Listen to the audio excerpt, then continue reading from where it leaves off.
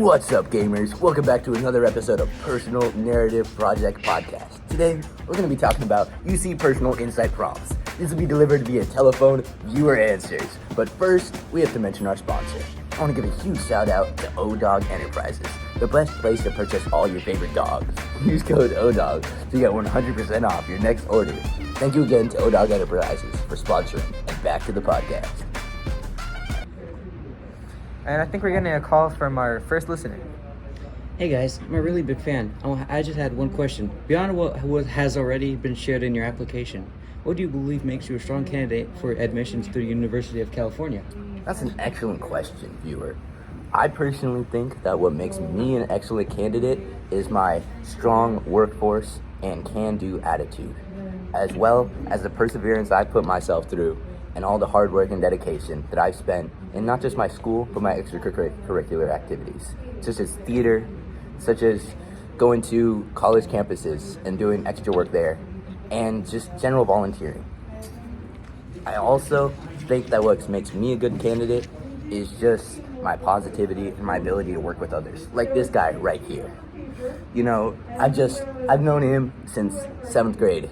And he's been really struggling with school, especially in his earlier years.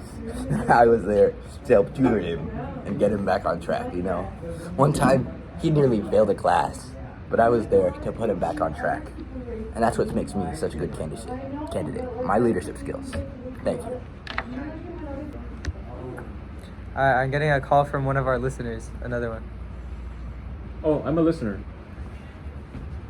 Describe an example of your leadership experience in which you have positively influenced others, helped resolve disputes, or contributed to group efforts over time.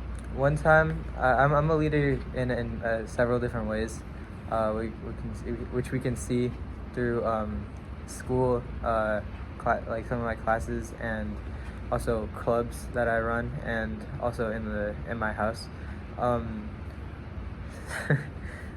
So a leadership role can mean more than just a title. I feel like an important thing about leadership is that you don't take charge over everything, and instead you kind of distribute tasks to different people to be able to do it, and rather than micromanaging every little thing. I feel like whenever it comes to group projects in school, if no one else steps up, I do step up to lead the project if we do need to do it. I think that leadership roles don't necessarily have to be limited to schoolwork or academics. For example, I take care of my family through a lot of leadership roles.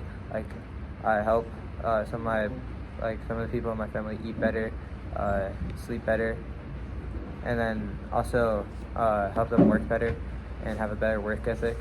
I also try to lead projects around the house, such as gardening or remodeling or whatever.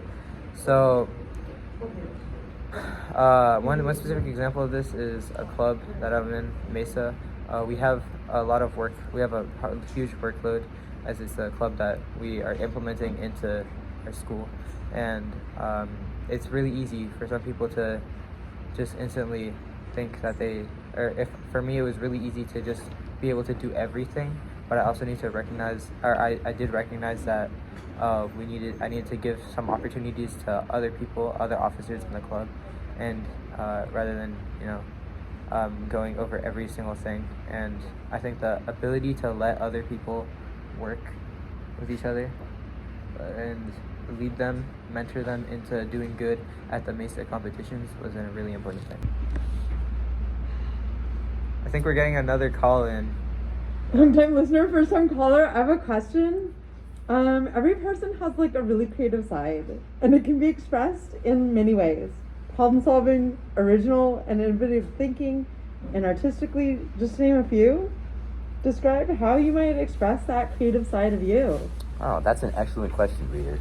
I just wanted to say that I think I express my creative side in many ways. I can express it in everyday conversation when I'm just talking or hanging out with my friends. I've also noticed that my creative side really comes out in my writing. Usually for class assignments, I can just go on and on writing and talking. I really enjoy drawing and Legos, to name a few things. Lately, I've been getting into some computer science with coding, and I feel like I've been really expressing just how deep and into just different subjects I can get when I'm truly passionate about them. And I just feel like that's very important for everybody to just have as a skill. And I think it just really allows you to grow and just create, truly. What do you think about that? I agree. I agree. Yeah, I completely agree with you. I find it really easy to express my creative side when I'm truly passionate about something. So, here at SigmaCast, I know we love to talk and express each other, but I think the way I talk and the way I show what I'm truly passionate about can really be seen. Like, for example, some questions I'm not like truly interested in, so I don't really get too creative with them. But questions like this, I think I really enjoy. Another thing is I get really creative when it comes to English. I love writing essays. In elementary school, I would tie every single one of my fantasy essays in together into making like an overarching story. Like, we'd have to write a murder mystery, and then I'd be able to I tie that into writing a fantasy story or a comedic story. And I think that's really one of the things I love about writing. Another thing is I love doing art. I mean, I don't really have time for it anymore, but I used to be a very passionate animator. I'd wake up at 7 in the morning every day just to animate and do digital drawing work. You can also see that in a lot of courses I've taken.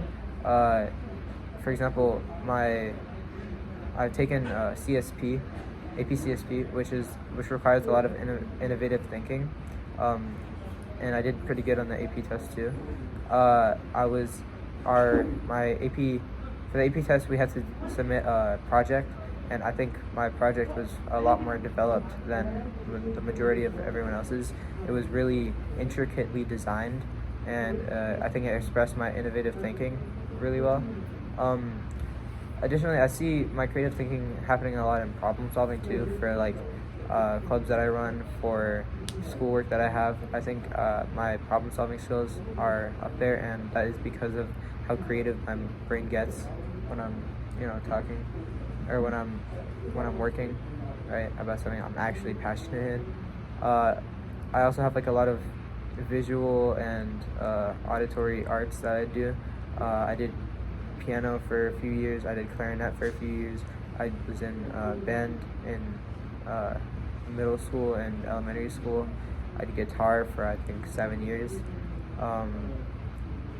And I think that really allowed me to express myself creatively.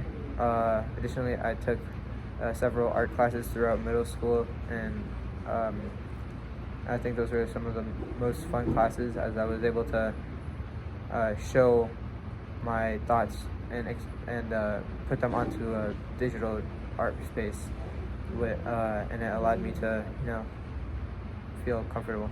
Yeah. Alright, that's about all the time we have today. So another huge shout out to our sponsors, ODog Enterprises, and to all our viewers who take the time to listen.